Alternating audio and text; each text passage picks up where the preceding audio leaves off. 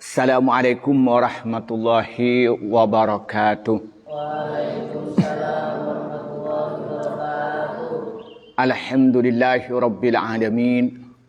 Wassalatu wassalamu ala asrafil anbiya'i wal mursalin, amma ba'du. Para santri yang saya hormati, pertama-tama kita bersyukur kepada Allah Subhanahu wa ta'ala, yang mana Allah telah memberikan nikmat kepada kita, nikmat iman, nikmat sehat. Semoga nikmat-nikmat ini oleh Allah selalu ditambah dan diberikan kebahagiaan di dunia dan akhirat. Amin ya rabbal alamin. Kedua kalinya rahmat dan salam semua dicurahkan pada Nabi Muhammad sallallahu alaihi wasallam. Para santri yang saya hormati, orang hidup di dunia ini dihormati oleh orang ini kalau punya tiga. Tiga. Yang pertama punya ilmu, yang kedua punya harta, yang tiga punya jabatan. Kalau sampai itu punya ilmu, akan dihormati orang. Pinternya, sampai pinter ilmu komputer. Nah, orang yang butuh tentang komputer itu pasti memuliakan sampean. Iya Pak ya? Pokoknya sampean pinter memperbaiki komputer. Orang yang komputernya rusak mesti menghormati sampean apa? Supaya diperbaiki. Sampean pinter matematika, ahli bidang matematika, akan dihormati oleh orang yang butuh matematika. Sampean pinter ilmu fikih, alim menjadi fakih, maka dihormati oleh orang yang membutuhkan ilmu fikih. Jadi kalau sampean pinter ilmu tentang keorganisasian, maka sampean akan menjadi tokoh di bidang organisasi dan dihormati oleh orang. Nah, apalagi sampean ilmunya banyak, ilmu tauhid alim, ilmu fikih alim, ilmu tasawuf alim, ilmu tafsir alim, kemudian ilmu hadis alim, ilmu organisasi alim, maka sampean akan dimuliakan oleh banyak orang. Itu yang pertama. Kemudian yang kedua itu dia mempunyai harta. Wah, sampean punya rumah yang bagus, besar. Punya mobil yang bagus, punya mobil mewah. Kemudian punya pabrik, punya sawah. Uangnya itu triliunan. Wah, semua orang itu menghormati sampean. Nah, apalagi uangnya sampean dipakai untuk apa? Untuk membantu orang-orang yang membutuhkan. Dipanggil. Ada yang mencuri kak tuan, kak mak kak tuan. Bulan banyak. Pesen dia bayar. Nah, walaupun gak ganteng, nah siapa ini? Kayak Izul. Nah, banyak uangnya, tapi salah lagi ya. Bang tabang banyak pesen dia bayar. Jadi sampean pintar, banyak uangnya. Waduh, itu mulia. Pasti oleh orang dimuliakan. Nah, yang ketiga itu apa? Punya jabatan yang tinggi. Punya jabatan yang tinggi. Jadi bupati, jadi gubernur, jadi presiden, jadi menteri. Waduh, sampai akan dihormati oleh orang. Punya ilmu, punya harta, punya jabatan. Kemudian ketiga-tiga ini dihiasin dengan apa? Dihiasin dengan akhlak yang mulia. Punya ilmu, akhlaknya mulia. Punya harta, akhlaknya mulia. Punya jabatan, akhlaknya mulia. Nah, berarti mempunyai tiga hal, kemudian dihiasi dengan satu hal. Mempunyai ilmu, mempunyai harta, punya jabatan, kemudian dihiasi dengan akhlak yang mulia. Itu akan dimuliakan oleh manusia. Nah, tetapi ini tidak akan mulia dalam pandangan Allah. Apa yang diperlukan? Kecuali dihiasi dengan apa? Dengan iman. Jadi dia itu dibungkus dengan iman dan akhlak, isinya ilmu, harta dan jabatan. Nah, jadi kalau sampai mempunyai iman yang kuat, punya keyakinan kepada Allah dengan mantap, dan betul-betul mengetahui tauhid secara mendalam, sehingga memahami tentang hakikat beriman kepada Allah, hakikat beriman kepada Rasulullah, kepada utusan, pada Rasul-Rasul Allah, mempunyai keyakinan yang mantap tentang kitab-kitab Allah, punya keyakinan yang mantap dengan para malaikat, punya keyakinan yang mantap dengan hari kiamat, punya keyakinan yang mantap dan qada, dan memahami betul dengan rukun iman yang 6 itu, dan betul-betul konsisten dengan rukun iman yang 6 itu, apa yang terjadi? Maka dia itu akan mulia dalam pandangan Allah dan mulia dalam pandangan manusia. Maka Allah menyatakan apa? Yarfa'illahu alladhina amanu minkum walladhina utul ilmah darajat. Jadi pertanyaan begini. Kalau kamu suruh milih apa? Harta, jabatan, kemudian ilmu. Milih yang mana lebih dulu itu? Milih ilmu. Karena kalau sampean punya ilmu, maka dengan mudah mendapatkan harta, dengan mudah mendapatkan jabatan. Tapi sampean punya harta, tidak mudah untuk mendapatkan ilmu. Sampean alim di bidang komputer, kira-kira gampang nggak sampean jadi orang kaya? Gampang. Iya Pak ya? Sampean alim di bidang misalnya itu ilmu fikih, kemudian alim di bidang ilmu manajemen, gampang nggak sampean menjadi orang kaya? Gampang. Maka ceritanya itu suatu ketika Nabi Sulaiman itu disuruh memilih harta, jabatan, ilmu. Apa yang dipilih oleh Nabi Sulaiman? Ilmu. Nabi Sulaiman itu dia ahli hukum.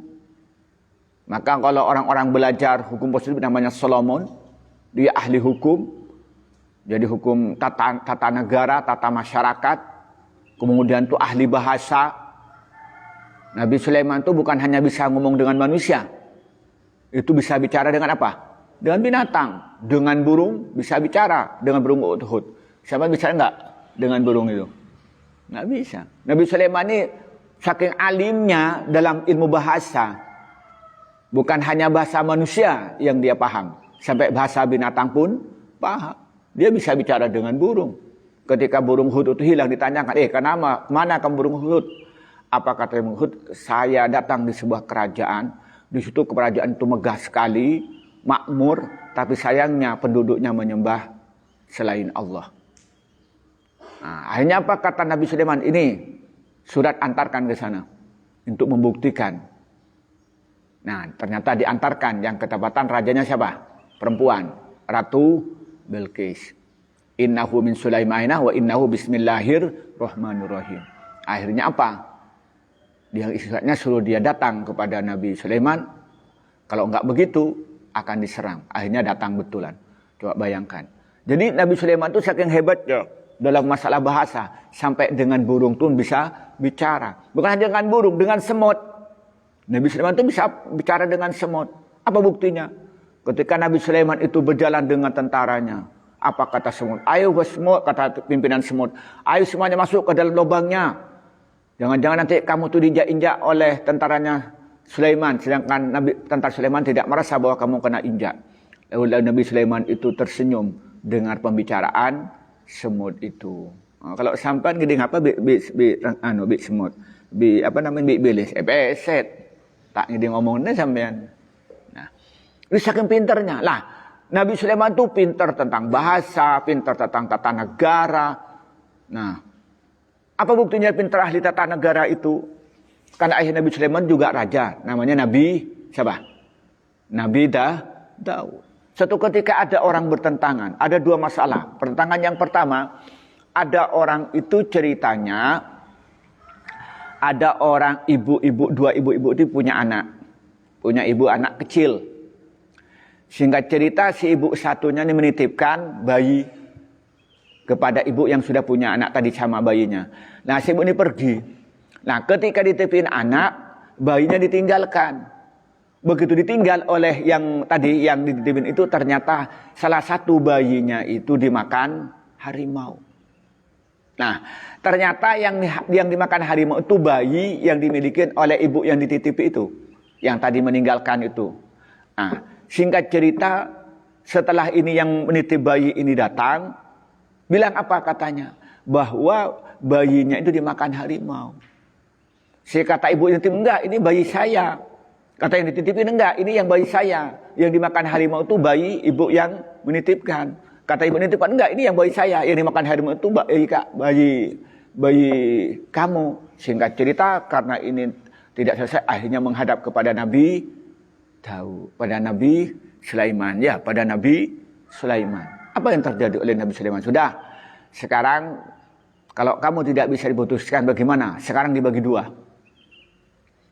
Apa? Nabi Sulaiman ngambil apa? Ngambil pedang. Kata Nabi Sulaiman sudah dibagi dua. Apa kata ibu yang tadi yang betul-betul ibunya? Udah katanya kalau memang harus dibunuh, sudah saya rela. Saya berikan kepada. Katanya ibu tadi yang dititipin, nggak apa-apa, dipecah menjadi dua. Katanya ibu yang menitipkan, daripada bayi itu dibagi dua, sudah saya rela saja. Kata Nabi Sulaiman, itu bayi adalah milik kamu. Karena tidak mungkin orang tua itu rela anaknya dibunuh. Kamu berarti apa itu? Ahli tata negara dia.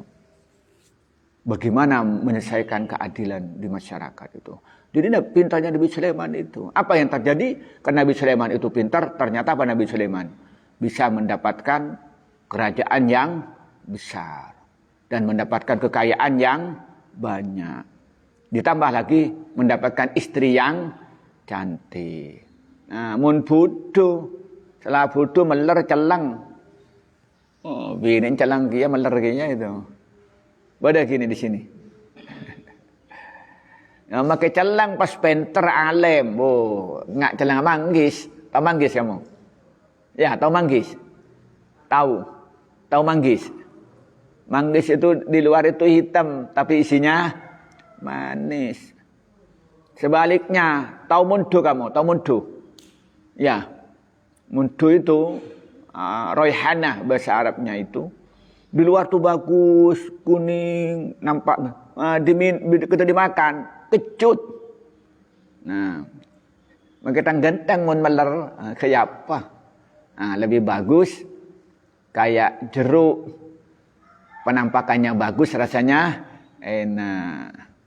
Ya, kayak udruja. Udruja itu sebuah pepohonan, bebuahan yang penampilannya bagus, rasanya enak. Kayak buah apel lah, kayak tufah lah.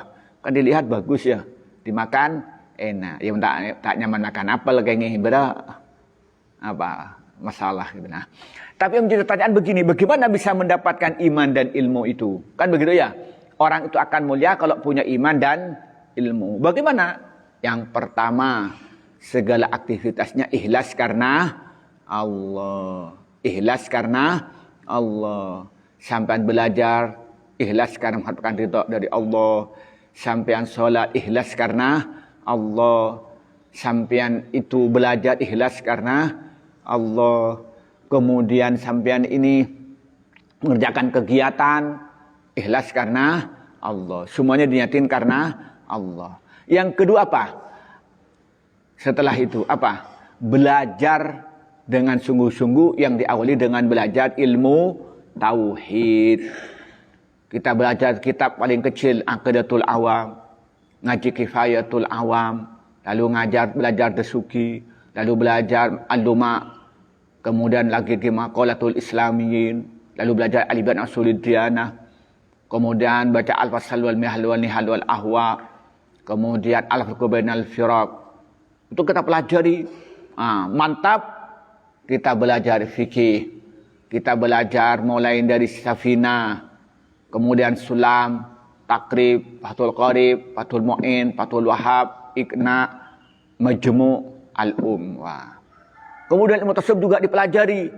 Mulai dari kitab yang paling kecil, kita belajar Al-Muntahabat, kemudian kita belajar Bidayatul Hidayah, kemudian Minhajul Abidin, kemudian Al-Hikam, kemudian Tamihul Ghafilin, kemudian kita belajar Ihya Ulumuddin. Nah, setelah ini pelajari semua apa? Diamalkan dengan sungguh-sungguh. Belajar dengan sungguh-sungguh diamalkan. Ada ilmu tak lakonin. Tahu ilmu tahajud, tedung. Bada tak bada? Ilmu tahu solat, ternyata sepun tak baca, bada tak bada? Ada enggak? Ya ada atun makalah alim. Nah, jadi dia itu aktivitasnya ikhlas, belajar dengan sungguh-sungguh. Ditambah lagi apa? Mempunyai akhlak yang mantap. Akhlak kepada guru, akhlak kepada orang tua, akhlak kepada teman, akhlak kepada yang lebih kecil, akhlak dengan tetangga. Itu akhlaknya harus dengan sungguh-sungguh. Karena sudah tahu ilmunya tauhid, yakinnya mantap. Tahu fikih, berarti ibadahnya benar. tahu ilmu akhlak, ilmu tasawuf sudah benar berarti akhlaknya dan diamalkan. Maka karena itu, maka nanti termasuk firman Allah apa? Surat Al-Mujadalah ayat 11 apa? Hafal enggak? Yarfa'illahu alladhina amanu minkum walladzina utul ilmah darajat. Paham ini ya? Jadi kesimpulannya apa? Orang itu akan mulia dalam pandangan Allah apabila dia itu mempunyai iman, mempunyai ilmu, dan betul-betul dia melaksanakan ilmu yang dimilikinya. Ya, paham itu. Yang kedua, bagaimana caranya supaya mempunyai ilmu dan iman? Maka segala aktivitasnya ikhlas dan belajar dengan sungguh-sungguh dan mengamalkan ilmu yang dimilikinya. Inilah yang kita sampaikan pada pagi ini. Kalau lebihnya mohon maaf. Wallahul muwaffiq ila aqwamit thoriq. Wassalamualaikum warahmatullahi wabarakatuh.